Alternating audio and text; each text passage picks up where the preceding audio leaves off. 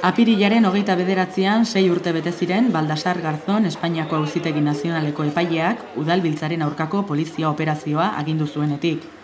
Urte hurren hura gogoan Euskal Herriko hainbat udalen aurrean elkarretaratzeak egin ziren auzipetuei babesa adierazteko. Aulestin adibidez, herritar ugari batu ziren, bai udalbiltzari, bai Euskal Herriari lelopean. 2003ko apirilaren 29an Espainiako poliziak udalbiltzako 8 kide atxilotu eta erakundearen egoitzak miatu eta zigilatu zituen. Orduz geroztik beste 14 lagun gehiago inputatu ditu Garzonek. Guztiei etako kide izatea leporatu die. Joan den irailean Auzitegi Nazionaleko fiskaltzak 240 urteko kartzela zigorra eskatu zuen 22 auzipetuentzat. Maribi Ugarteburu auzipetuetako bat da. Berak azaldu digu 6 urte igaro ondoren zein den egoera. Guztire 22 pertsonagaz inputaute edo auzipetute udalbiltza auzizen. 22 pertsona horretatik 4 momentu honetan kartzelan daz beste auzi edo beste sumario politiko batzuen gaitxik. 1888 edo batasuneko mai nazionalan auzizek tarteko. Eta bestiok gaz kanpuen, baina epaiketian zain euren moduen, eta ez jakintzasun haundi baten azpizen. Eta guk esaten dugun modun, zeo zelan baitxute edo sekuestraute. Ez gu bakarrik, ez badaze, da importantia hau edana, udalbiltza bera sekuestrau egin. Udalbiltzaren auziak oinarri juridikorik ez duela eta egokiena auzia artxibatzea dela uste dute auzipetuek. Ez dago ezelako fundamento juridikorik gure kontrako autu irakurri ezkero.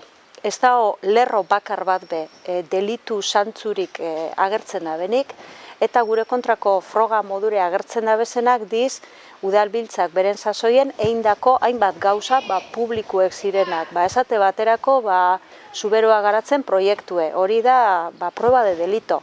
Edo Euskal Selekzio, Kirol Selekzioen alde diru laguntzak bideratzi, hori da proba de delito. Eta holako ze gauzak di denpora guztien, ez da? Eta beste akusazioari buruz, bai, esaten da bena da alde batetik udalbiltza etan tresna badala, beraz gu etakuek garila. Horren froga bakarrak olako gauzak ipinike. Euren buruaren kontrakoa baino, Euskal Herriaren eskubide zibil eta politikoen kontrako auzia dela uste du Maribik. Baina benetan badakigu segaitxi gauzen auzipetute.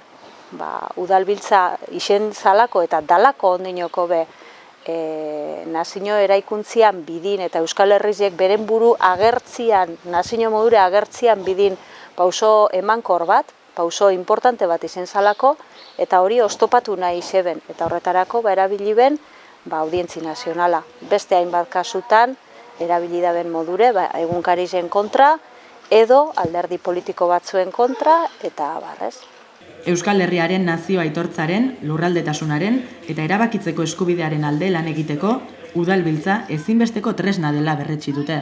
Babesik importantiena gure ustez izango litzateke barriro be berrantolatzie eta indartzu agertzie udalbiltza bera hainbat zeregin daukozelako ondioko be eitzeko eta gero eta garbi jau ikusten da hori, premia gorri hori.